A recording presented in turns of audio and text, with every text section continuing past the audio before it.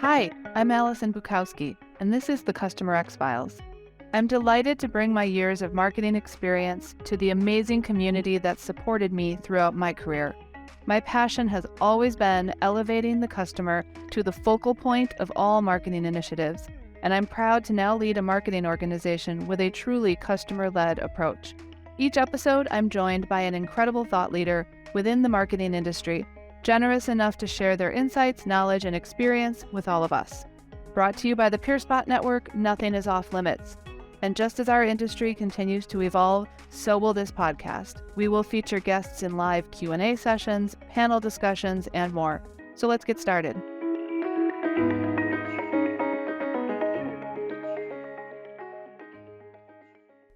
Hello, everybody, and welcome. So today we're going to talk about a subject that I'm actually really excited to learn more about, which is community.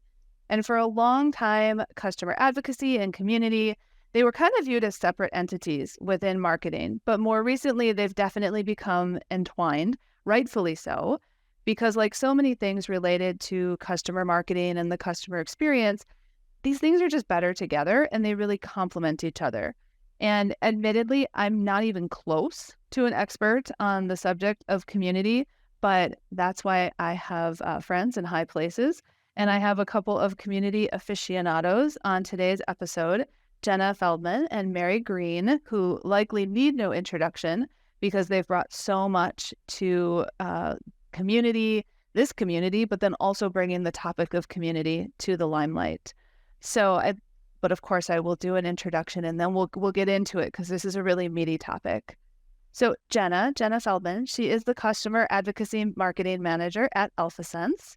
She was previously at Genesis, managing their global user group program of 1,200 customers, as well as the global community of over 8,000 advocates who made up the advocacy program. Jenna has collaborated with customers to leverage their stories and their experiences as they progress through the customer journey. She is a San Francisco resident, and when she's not crafting community, you can find her on the hiking trails, exploring a new San Francisco neighborhood, or diving into the latest true crime podcast. A little different than today's podcast, but that's okay. And Mary, who many of you know and love, Mary Green is very well known as the founder of CMA Weekly for customer marketers, advocacy, and community professionals, which just recently underwent a facelift and joined forces with Leslie Barron as the co-founders of Club CX, a new community for customer experts. Mary has worked at HubSpot, Forbes, Outreach, and Demandbase to create communities and advocacy programs. In addition, I happen to know that, like me, Mary finds solace in nature, and she's always willing to lend a helping hand to practitioners in our space. So welcome, ladies, to the show. Thank you so much for carving out time to be here. Thank you for having us. Yes, thank you so much. Excited to be here. I am super excited to dive into this. But of course, there's always a people before professionals icebreaker question. And we're going to talk about community today. So naturally, I wanted to ask both of you, what communities do you belong to outside of work? Like personally speaking, what groups do you like to follow, partake in, or just spend time with when you're not in the office? Am I going first? You take it away, Mary. Okay. So the communities that I belong to outside of work, obviously the CX or Club CX, but at home, I'm in my church community and a homeschooling community. So those are fun. And it's just nice to be a part of the people in the area that, I can connect with. And we love New York. So it's a lot of fun living here and connecting with everyone. That's awesome. And I also have just so many questions about the homeschooling community, but that'll for another time and place. And I agree with you, being able to just connect with the people. It's nice to connect virtually, but to connect with the real people, I mean, not that we're not real, but in like physically that you can see them and you can have conversations. I think that's important as well. Jenna, how about you? I mean, we know you like true crime podcasts. I'm sure there's a community of folks like that out there. Oh, yeah. But actually, what I was going to say, kind of keeping in the line with religion, something I'm really involved in outside of work is this group called YALC. It's an acronym, Young Adult Leadership Committee, of one of our synagogues here in San Francisco called Temple Emmanuel. So my role is I'm on this committee, about 15 people, and we basically provide activities for young adults in their 20s and 30s in the San Francisco Jewish community. So it's a ton of fun. We have lots of different events every month. And I just hosted one last night, actually. We went to a brewery and brought a bunch of board games. We called it Beer and Board Games.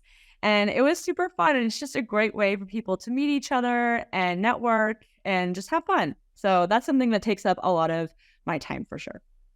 That's awesome. And I love a good alliteration. So we just last weekend at our house had games and grazing, which was, that was just a group of friends, but it was, just a bunch of like snacks and food. And then we also played board games. So that's awesome. And for me, I've just always been very active within the animal welfare community, either on boards, but my favorite part, I've stepped away from some of that, the more administrative work, is just getting like my hands dirty and volunteering and doing fundraising, even sometimes, being at the shelters and helping wherever, anything from cleaning up to doing laundry to helping people that are coming in to adopt an animal. That's my favorite thing to do adoption coordination. So that's a community that I've certainly found a lot of joy in. And I think that that's probably a pretty nice segue to the question to kind of get us kicked off, which is, what is it about community? Why do you love building community? And to kind of spin to the professional side, why are they so important to marketing and marketing strategies right now? And Mary, maybe you want to kick that one off, and then we'll bounce back and forth here in our little group. Okay, why do I love building communities? I think while we live in a connected world, it's one of the most lonely that people have ever been. And so I like to build communities to help people connect and help them find other people that are interested in the same topics, whether that's a business topic, a hobby, anything. Really, it's bringing them together so that they can move forward in whatever the topic is. So really it's tapping into the excitement of whatever the topic. So for a lot of what I do, it's B2B, and most specifically in SaaS. So I love all the products that are out there and being able to figure out the use cases and, play with new features and all of that. And it's just a fun, exciting world to be in. And let's see. Why are they so important to marketing right now? So there's a couple of things there. One, I would say customers themselves or prospects want less and less information directly from the company, and they want it more from other people. Anytime you say you work at a company, people start to question whether you are loyal to them or not. And they want to hear from other people that aren't loyal specifically to a company because that's who's paying their bills. And then I think with marketing, there's just so much that a community can do to help with advocacy, marketing itself, like getting the word out there. Word of mouth and from an active community is absolutely huge. It helps you to kind of test and experiment with people that are excited about your community, and really opens the door to working with all sorts of departments in your company, from education, marketing, obviously sales enablement, product. And when you have marketing as a part of that, it helps with distribution of all the content you're getting. So there's just a lot of benefits in having community as part of your strategy. That's great call out. In fact, we'll come back and talk about internal stakeholders as well in a bit. Jenna, you've been doing this for a long time. What's your take on this one? Yeah, so I think Mary did a really good job covering a lot of pieces of the benefits of communities and their importance to marketing. I think something I really noticed through managing different communities, especially at my time at Genesis, is that I find that when people are part of something bigger than themselves, when they have an opportunity to interact with their peers and learn from one another and really dive deep with the vendor they work for and their product, their affinity to the vendor just grows so much stronger. And they can become, your lifelong advocates that you can reach out to with the drop of a hat, and they will speak on your main stage. They'll do a peer review. They'll host a user group. There's so many different opportunities. And we find that community has this direct relationship with their willingness to want to step up and take on a leadership role. So that's something that I really love about my job, is that I get to help facilitate that. And I've really just loved being able to watch customers grow, not just only their professional profile, but also their personal profile by being able to participate in advocacy. I think that's a great call out. The personal and professional profiles. And actually, I'd like to come back to that too if we have some time. But also, Mary, you kind of touched on, the different stakeholders, and Jenna, you did a nice job of touching on like the value, right, that community can bring. So I'm curious, Jenna, in your roles, what has been like where community has sat within an organization? That's been a big question for customer advocacy as well. But where has it sat? And then and then the general makeup too of the community, and then we'll kind of pivot to like working with internal stakeholders. Yeah, absolutely. So when I managed the communities at Genesis that I did, those were namely the advocacy community as well as our user group community. Those all sat within customer advocacy, which ultimately was a function of marketing. So we were all in the marketing org.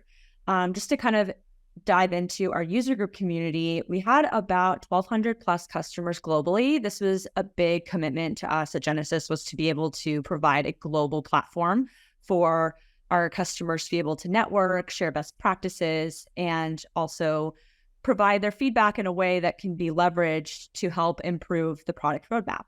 And typically, in terms of how our user groups kind of were organized and structured, we had 4 user groups running, and they were divided based on region and product.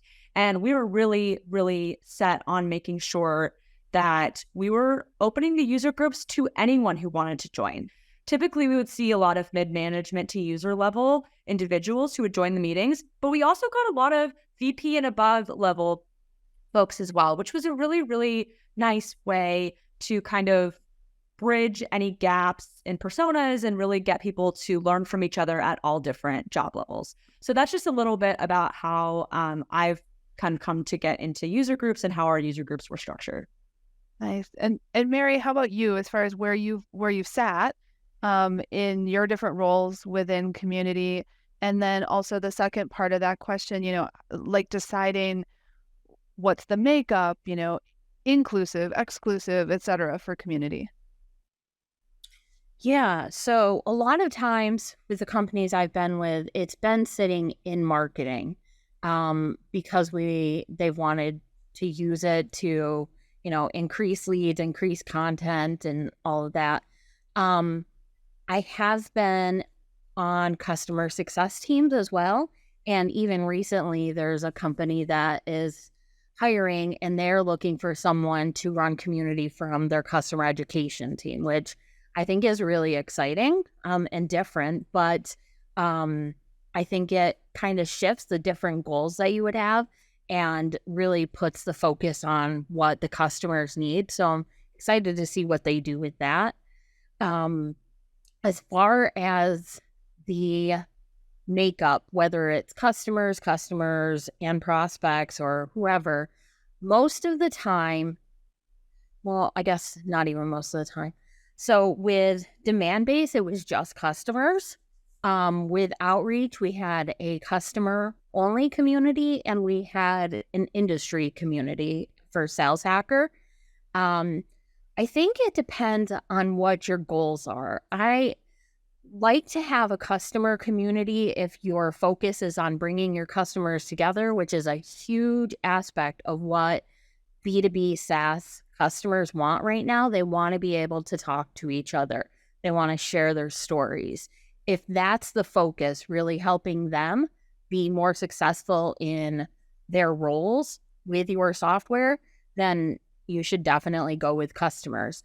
If you're looking for becoming a leader in your space and really just building out your brand and getting more exposure and having tons of content that like positions you as the expert, even though it might be coming from all the people participating, then you would want to have an industry community.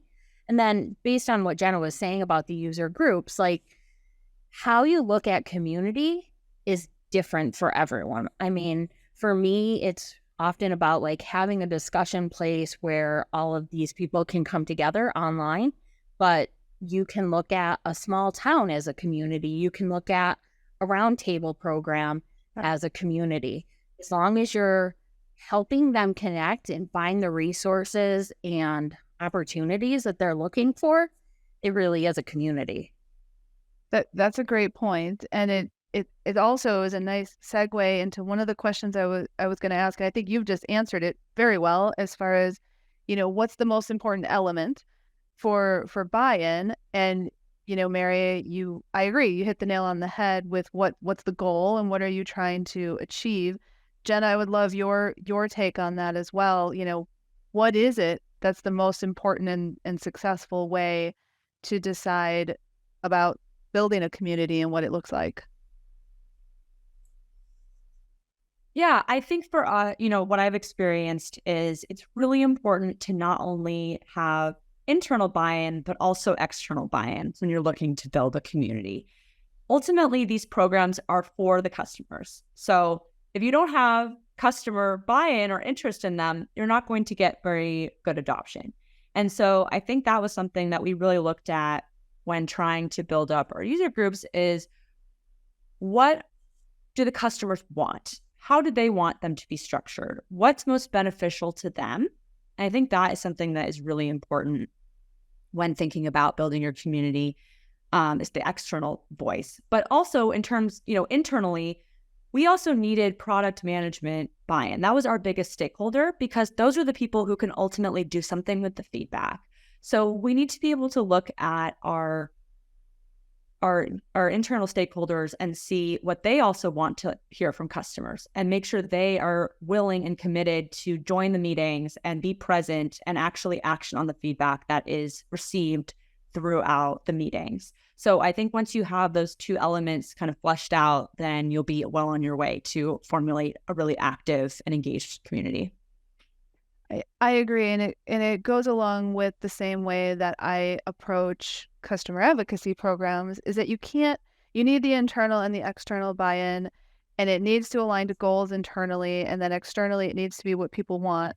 And the biggest mistake that I see is just creating something like this in a vacuum, right? Where we assume, and we all know what, you say about that we know what customers want. And I think one of the things that I've always done is, yes, find out, but then that's not a one and done, right?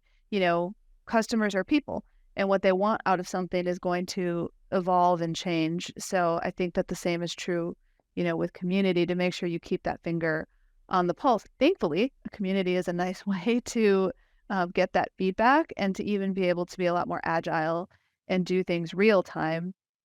And then, when we think about, I'm curious, both of you, to get your perspective. Jen, I'll go to you first for this one. As far as what marketing strategies have you used or been successful using to help grow community? And then, partnering back to that internal stakeholder piece, how do you partner with others in the organization to keep going, to keep executing and keep growing the community? Yeah, that's a great question. And I have a few different examples that kind of go to both when I worked with our user group community as well as our GCAP program, which was our customer loyalty program. So one of the things that we really value a lot is cross-functional partnerships. And that even just goes sometimes beyond marketing. But within marketing, something we really leveraged was our demand generation team and email nurtures. So this was something we set up with the demand gen team. We would look at whenever new customers would onboard and to Genesis, we would, an email would get triggered to them, which would read, "Hi, welcome. We're so happy to have you as a new customer. Here's a community we would love for you to join. Here are the benefits, XYZ. Here's the link." And we saw huge adoption that came from just this simple email nurture that got triggered. It would do it once every quarter if the person hadn't signed up yet. So not to bother them too much, but we really wanted to push that because we knew the benefits they could gain from it. So that was something that we found really successful. But something else that I think was really valuable is events. So especially once we started going back in person, we would really, really hone in on how can we drive adoption registration into these programs at our large customer events. So we did that at our largest customer event that we had in North America this past June, but we also do them at our regional events that we have. So we're really emphasizing that global nature of the programs and encouraging folks to sign up. And it was very, very successful. And then something else that I think in terms of your kind of second part of your question around partnerships and who you work with in order to drive adoption and buy-in of the programs, beyond marketing, CSMs and account executives are key to us. And it is really important that we're just constantly engaging with them, keeping them updated on what's new with the programs, how they can get their customers involved, and the value of getting their customers involved. So that would mean me getting on monthly calls with the teams, for CSMs and even sales as well, to be able to really make sure they are clear on the value, the mission of the programs, and also just making sure that they are excited about it and they can truly see the benefits that their customers can gain from it. And then having them also kind of become little influencers per se with their own fellow CSMs or AEs. And encouraging them, to be able to encourage others and their customers to sign up. So I hope that was a good example or gave you some. No, that's great. And it's the snowball effect, right? It's how do you get, it's constant education internally. That's never going to not be part of, the role of, building and growing, but then getting your little ambassadors, influencers, I love that as you call them, to kind of put the message out there as well. Mary, any thoughts, feedback on that, or other ideas and things that you've used to help grow community? Because, you had even the Slack channel, right? It had to start somewhere as just a little seed of an idea, and now look. Yeah. So let me just go back to the buy-in question that a little bit because I hit on it, but I wanted to add something to it. Sure. So this will turn into this question too. So with the getting buy-in from the customers, like Jenna was saying, going to them and seeing what they want, and where are they active? Where do they like to spend time? What do they want to talk about? What kind of community works best for them? And I use this approach called community-led community. And it's really just trying to present a persona of, hey, I'm here to build what you need. And when you do that, it's increasing the trust that they have with the company. It's giving them kind of the reins and letting you support them. And I think that's been really important to get their buy-in. For the internal buy-in, what I like to do is kind of interview each of the departments I'll be working with and ask them, what do you think about community? What hopes do you have for our community? And what are you working on right now that the community might help support? And that really kind of puts it in their mind to think about how they can partner with the community to get some results and some support themselves. And when you do that and you start to show some of that support, it's easier to get it back. And what I've done is taken those answers and turned it into a roadmap of what teams I'm going to work with. And by helping them with their goals, I find ways to be able to ask them and get their buy-in to help with my own.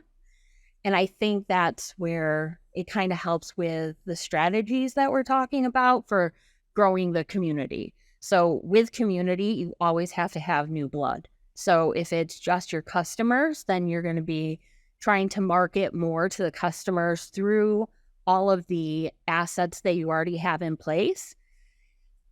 I like to also build programs that will attract customers to what I'm working on in the community. So if it's, introducing them through a monthly program to a different customer so that they can make new connections or something like that, because what it does is it helps me to, one, get customer success and even sales more interested in the community that's itself, because they want to send people to the community if there are these awesome programs that they can participate in. So that's what I've been doing, and it's worked pretty well. And then to add to that and keep executing, like I said, go through that roadmap, keep adding the different teams or different programs that your community really wants. I love that. I love that feedback loop, right? That was the term I was trying to think of 5 minutes ago. Thank you for giving me a break to think about that. The feedback loop. Such a simple concept, but it's really critical. And I know that there are people, that are listening perhaps today, and they're thinking about community or they're dipping their toes in. And I would love both of you, your take on what's like the first step, or maybe a couple steps that someone should take. You both have touched on, some potential options, but what are the 1 to 2 steps that are essential before you can even think about launching a user group or a community? Mary, I'll ask you first. Oh, I was really hoping you would ask Jenna first. We can ask Jenna first. Do you need 5 minutes like I need? Yes. Go ahead, Jenna. It's all you. Absolutely. Happy to jump in. So kind of as I mentioned a little earlier with stakeholder buy-in, I think that is really the key. In terms of internal stakeholder buy-in, as I mentioned, with the user groups, especially product management, especially leadership of the product management org was very crucial.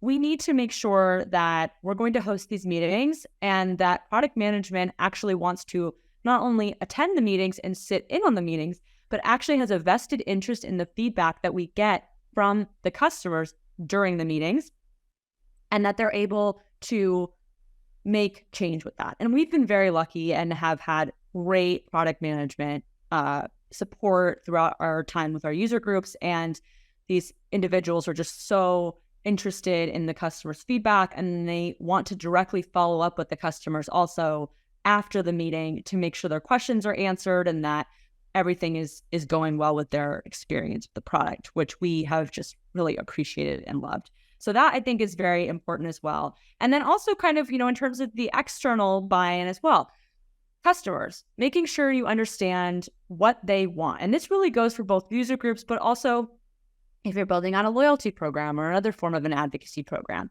you need to understand which customers want to participate. So what is the target persona per se? But you also want to understand, what do they want to get out of the program? What does advocacy mean to them? So my recommendation would be to have maybe a subsect of customers and run like focus group, or have some kind of call with, one-on-one conversations with some customers that you know well, or you feel could be good targets for your program or your community, and ask them directly, what are you looking for?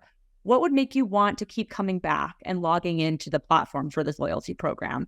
Or what would make you want to keep attending our user group meetings? What is it to you that is important about advocacy, and what do you think you can get out of it? And how can we help you on your journey? So that is my recommendation, as a first step. Yep.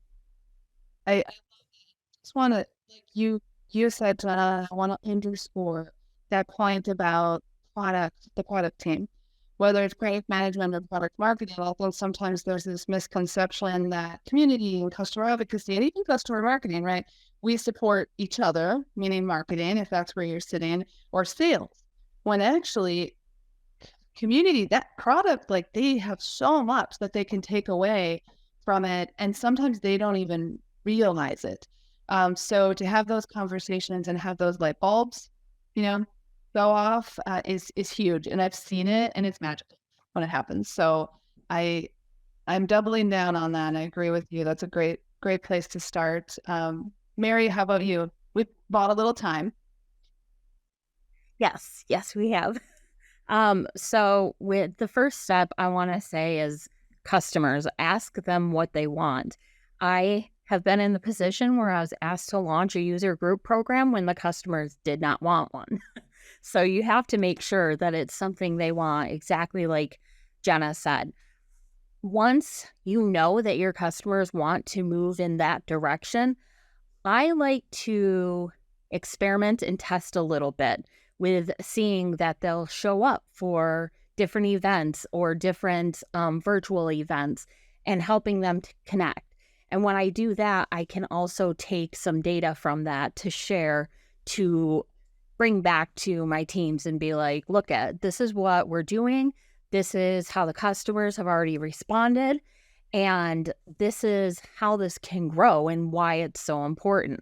And just kind of playing with that a little bit at first, starting really small, helps me to get all that information to experiment with. I found that a lot of times managers are more open to testing or experimenting with something instead of jumping full force into a new program.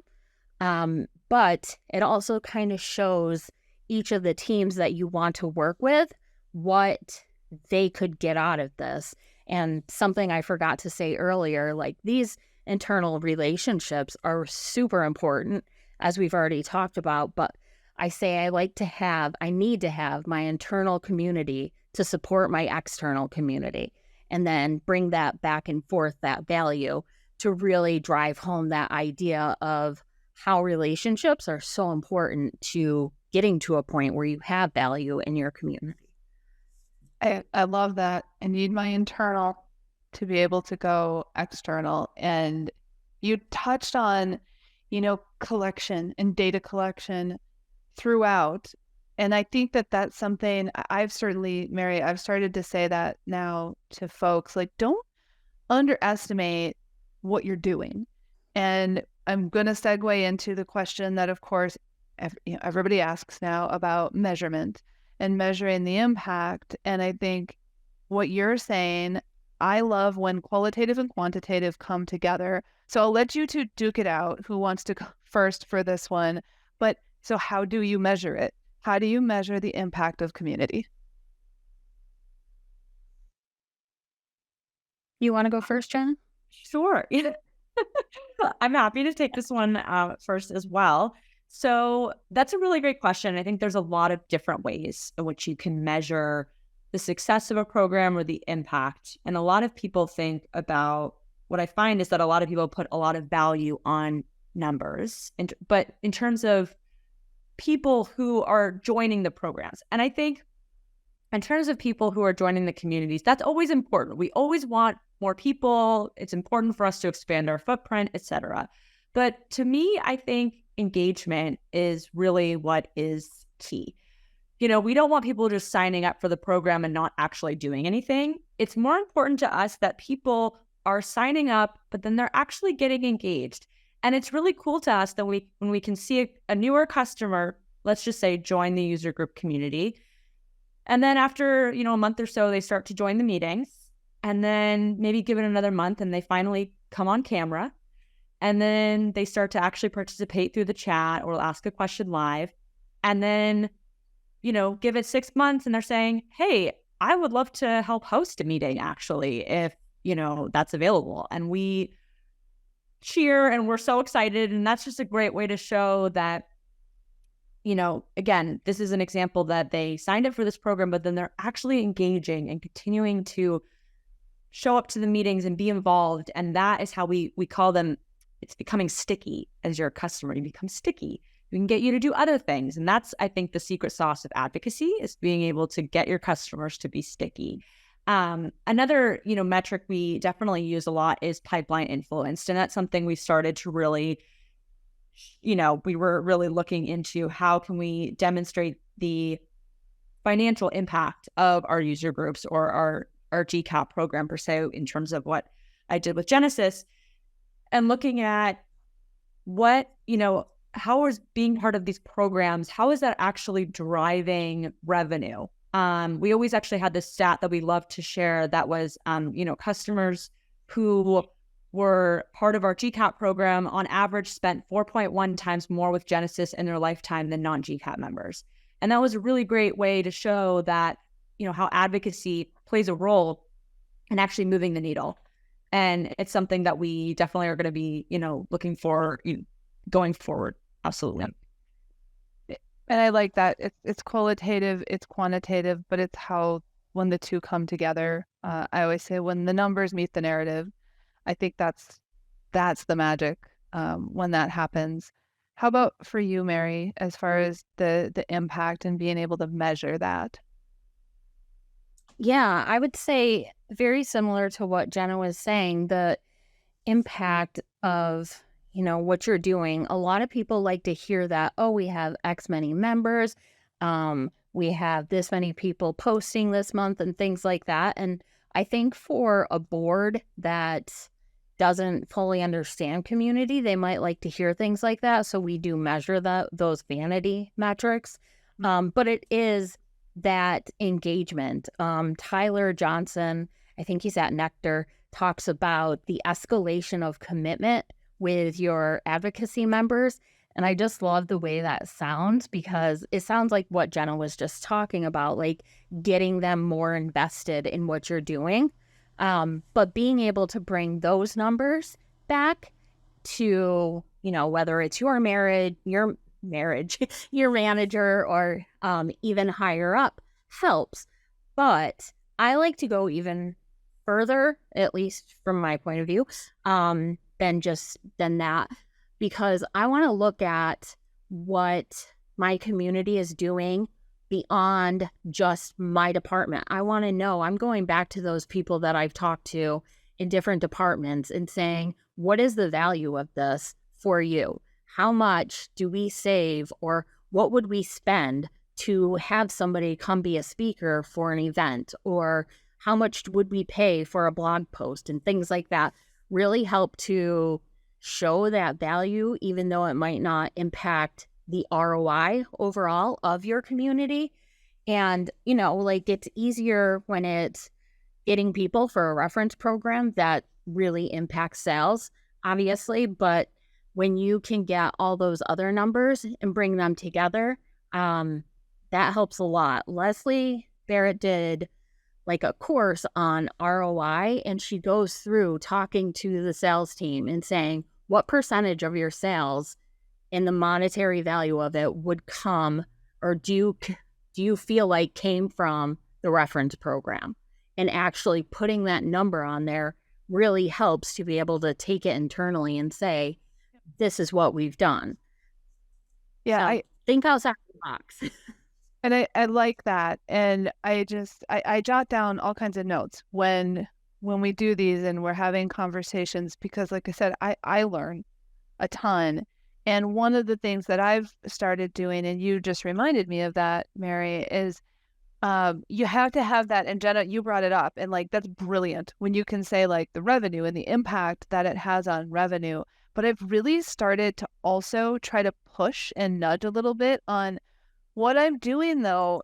It's all, yes, it's about the dollars coming in, but you have to also look at how many dollars I'm preventing from going out, right?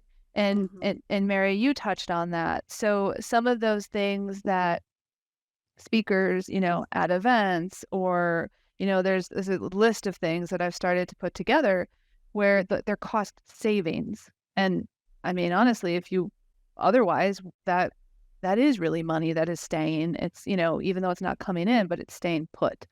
So I think that that's a Mhm. really nice way to look at it as well. Um, I'm I'm curious and I just so am glad that you guys are here, and I want to respect your time. But I want to try to tie a bow on this and kind of wrap up talking about the customer journey or customer experience.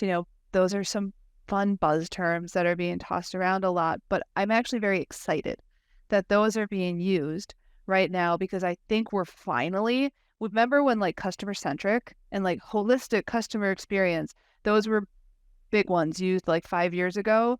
I think now, like I don't know, the brain has caught up to the actions, and we are sort of looking at this as more of an overall journey, an overall experience.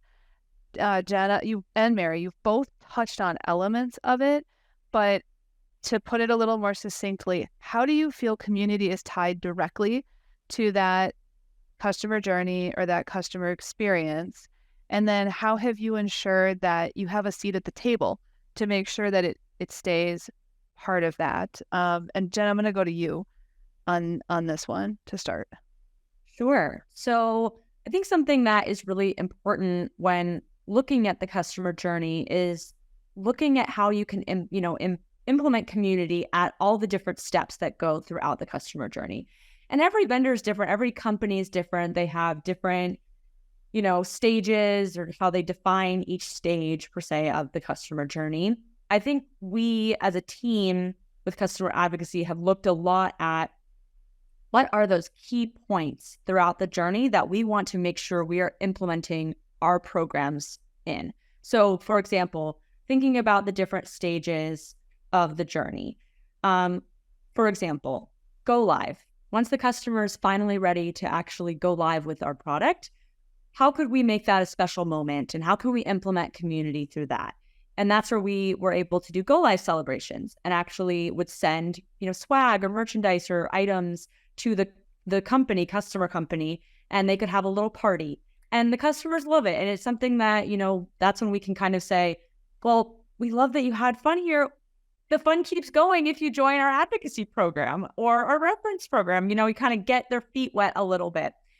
And then thinking about even those stages like renewal, maybe that's the right time we can jump in and say, if they had a good renewal experience, hi, we would love for you to leave a peer review.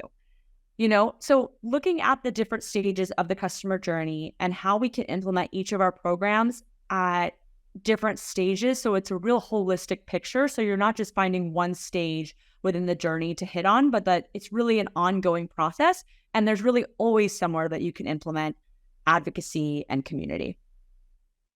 Love it. How about you, Mary? Yeah, you said that so well. I can't yeah, you Very really did. eloquent, right? Yeah. Yeah, and that is not me. I am not eloquent. So yeah, directly tied, community directly tied to customer journey.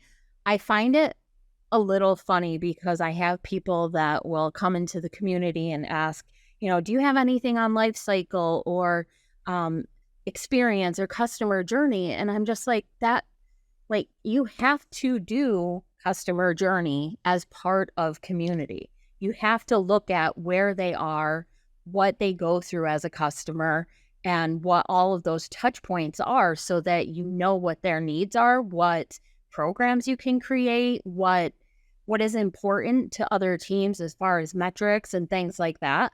So I've always seen those as very close together. To be able to meet a customer, because you will at any point in their journey, and know, based on their journey, okay, well, you would probably appreciate these programs, or you might be more interested in posting in this group or being on these roundtables. So I think it is a huge part of community and advocacy. And I always say that community is one of the first steps in advocacy, not necessarily a first step, but one of them. because Laura Ramos did this awesome post on the 4 types of advocates. And she says that basically anybody who joins your community, your company community, customer community, is an advocate. And they fall into one of these 4 areas. And being able to use that as kind of like a guidepost on the customer journey and experience through your community gives you kind of like a magic set of keys to understand who they are, how they're going to participate, what they want to do, when you can lean on them, things like that. And then how do you keep a seat? Oh, so I just wanted to say community very naturally can be nurtured into advocacy. And then how do you ensure that you have a seat at the table? Advocate for your programs, advocate for yourself and what you are doing in the company, because people don't pay attention. They have jobs to do, they have their own goals, and you've got to make sure that they hear what value you're bringing. Yes. And it's funny that you mentioned Laura, because I'm a big fan. And I know exactly what you're talking about there, and those different types. And it was something that I had used some time ago, and it's got staying power, right? And it actually has staying power and applicability, right, to like advocacy, community, and actually kind of like lots of other areas of the business. So I'm glad that you mentioned that. I'll have to put the link for everyone.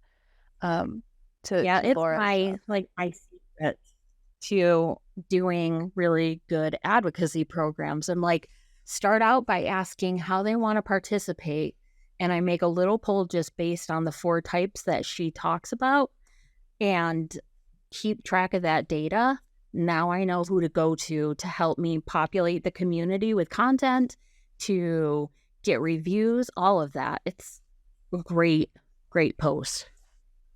And I think I don't want to date poor Laura, but I think it's because it was at the beginning of I think it's like 2010, maybe something like that, when some of that came out. I love this. I love this discussion, Jenna and Mary. You both bring, and I have like 6 ideas for more podcast episodes now after this conversation, because you've done such a good job of showing what I wanted to do on this, which is how community and advocacy and how these things are so intertwined with each other, and they have to be, looked at that way.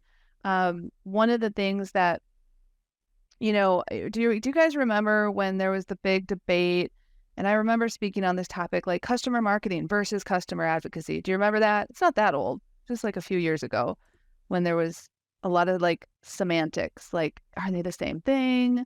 Are they one and the same? And am I crazy here? Do you remember that? And then like CMA became like the term. Yep. I feel like that's like customer journey and life cycle and customer experience, and kind of where we're at with this intersection of that. So put in an all call who wants to talk to me about that on an episode. But before we end today, because there's been so many pearls, I always ask everybody in just like their quick hit advice, what advice do you offer? We'll keep it on community here, but for those listening, when it comes to community and to be successful, because you both have been so successful in this space, what do you offer up to those listening? And Mary, I'm going to go to you first for this one. So my secret with building communities is to start small and build relationships. The things that you don't think can scale really can. It only takes a few seconds of brightening up somebody's day by saying, hey, how are you? I was thinking about you. And you can send that message to multiple people because you can think of more than one person at a time. But building those relationships gives you a way to start bringing that community together and enabling them to help others, because that's a lot of what people want to do in community. I love that. I love that. And Jenna, how about you? Yeah, I totally second what Mary says, but I think for me, something that has been really important is listen. Listen to your customers, listen to what they want, and action on it. And again, you probably have a lot of customers and everyone has a different opinion. So you can't serve everyone, but do your best to find consensus. Do your best to find that common ground where you see the most interest or buy-in or desire or wants, whatever, and do your best to make it happen. And once you have the customer in mind and think customer, you will be able to be successful and build a great long-standing community. I like that. She's right. I just want to say, like, based on what you were just saying, Jenna, like, a lot of times people just want to be heard. They want to know that somebody exists that cares about what they're thinking about. So even if you can't build the program that they're asking for, just knowing that you're there and you'll listen to them share that they want the program means a lot to them. 100%. Validation is key. And I don't know why validation sometimes has been tied to some sort of negative connotation. We all want that. We want to feel validated in all different areas of our life. And it's kind of funny because I'm just going to end on my thoughts on this. I know you meant management, but you did marriage earlier, Mary, which is funny because I wonder if you were in my head a little bit, because I sort of look at community kind of like a marriage, a relationship, whatever you want to call it, as a whole. And I always kind of talk about, like, some days you're more active, some days you're more passive. Sometimes you need to absorb and learn, and sometimes you can offer knowledge. And all relationships, I like to kind of say, not everyone is giving 50% every single day. There's some days where somebody's only given 20 and the other person has to carry, or other people have to carry the other 80%. But it's constantly shifting. And that's kind of why I love this world and I love this space, because it is one just big relationship and everyone is putting in, their part so that they're lifting each other up on the days when you just like can't, and then you lift somebody else on the days when they can't. So it's a little sappy and sentimental. I'm sorry, but it's really kind of how I beautiful point of view the whole thing. So, ladies, thank you so much. This has actually been an incredibly fun conversation. I have 2 pages of notes in my old school notebook, and I'm sure everyone else is going to get just as much out of it. For those of you who are listening, thank you. I'm always so humbled that people, are tuning in and our group is growing bigger and bigger, that you're finding value in these conversations. And until the next time, we will see you then. Take care. Thanks again for joining us. Don't forget to follow me, Allison Bukowski, on LinkedIn, where you'll find information about upcoming episodes, Q&A sessions, and live panel discussions with our guests. CustomerX Files is brought to you by PeerSpot, the authority on enterprise technology. The PeerSpot Buying Intelligence platform is where tech professionals go to get the most reliable information on enterprise tech, so they can be sure that what they buy is exactly what they need. Powered by a community of over 650,000 enterprise tech professionals who share expertise, PeerSpot provides in-depth reviews, buyer's guides, online forums, and more, giving professionals the confidence to make the right buying decision. For more info, check out marketing.peerspot.com. And to keep getting this show in your podcast feed every time a new episode drops, subscribe wherever you get your podcasts.